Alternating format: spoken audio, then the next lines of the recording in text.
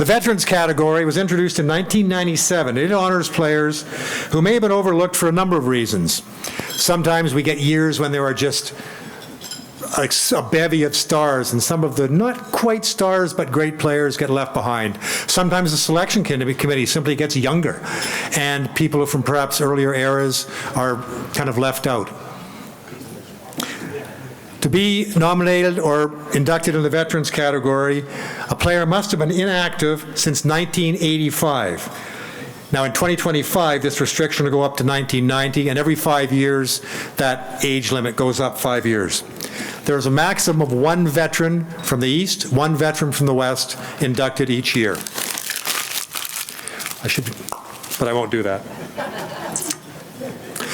Our 2020 inductee in the Veterans section played minor lacrosse in his hometown of St. Catharines and led his teams to bantam, midget, and juvenile provincial titles in 1954, 55, and 56. He then graduated to the Athletics Junior A team, where he captained the A's and was named the Junior A League's most valuable player.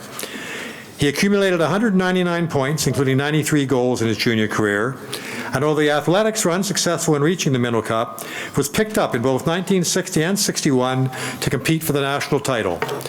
1960 saw him join the Whitby Red Wings, who were defeated by New Westminster, and in 1961 he was a vital part, finishing second in Minto Cup scoring, of the Hastings Legionnaires' victory over Burnaby.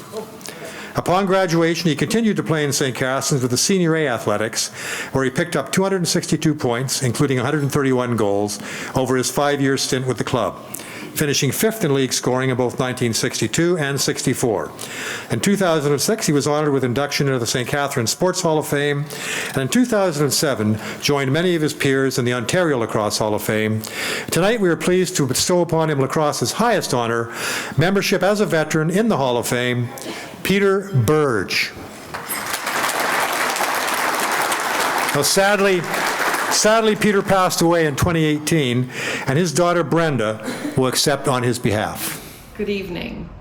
Congratulations to all the inductees this evening, and I hope that tonight with your family and friends is a wonderful evening.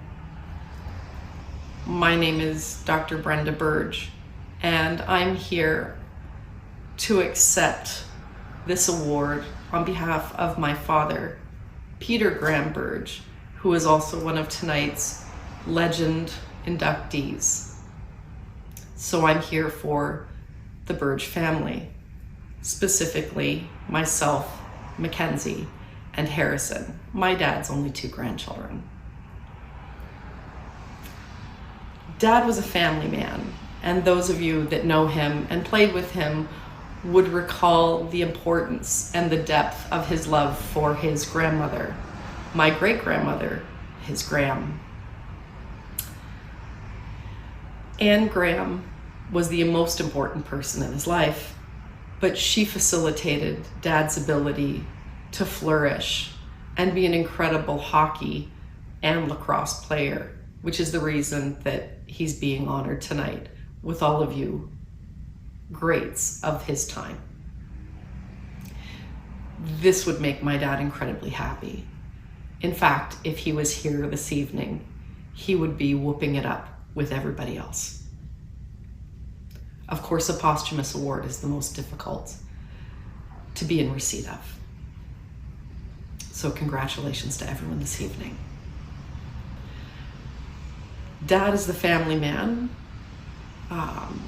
with my mom, whom he was dating during his lacrosse and hockey time, played at the peak of his career just prior to me being born. So I know nothing firsthand, only the incredible stories that I would have the great honor of hearing at the Old Boys events. I know it would be important for my dad to thank the lacrosse community for welcoming my brother Christopher into all of the events with the Old Boys. And later, as time went on, which would also include my son Harrison. And Mackenzie would be dragged along sometimes too. Dad played lacrosse with his cousin Artie Graham as well. But additionally, my godfather and his best friend, Wally Thorne.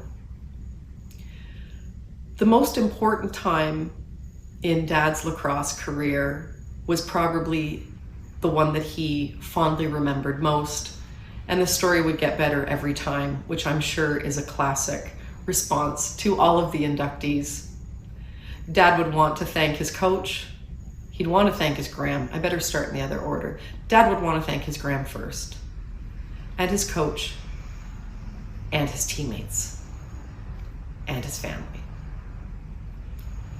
The stories would get better over time.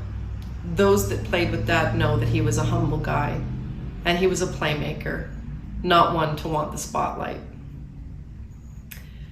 He would fondly talk about the best game and the most exciting game of his life, which I believe was the Minto Cup, the year they lost to the Westminster Salmon Bellies. He traveled across to the West Coast from Ontario with my godfather, Uncle Wally, talked about his teammates forever, and what a great and wonderful gift the Salmon Bellies gave his team by taking them out onto the ocean to fish. And maybe to drink. Maybe to drink as well. So after the great day and evening, the next morning when they played, the one thing Dad would talk about with a belly laugh would be with physical reaction that it was the most painful game of his life because the Westminster team obviously knew what they were doing, taking them out to fish because their sunburn was horrible and they all experienced sun blisters. So with physical reaction, Dad would talk about putting the pads on, breaking the sun blisters, and being the best and at the same time worst game of his life. The following year, Dad was on the team that won, and of course this would bring him great joy, but the West Coast trip was the most memorable.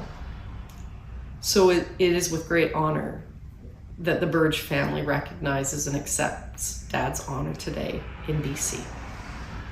Thanks, and have a great night. Now, Peter's family was unable to attend this evening, so I'd like to ask that Matt, Chair of the Hall of Fame's Board of Directors, accept on the Berge family's behalf.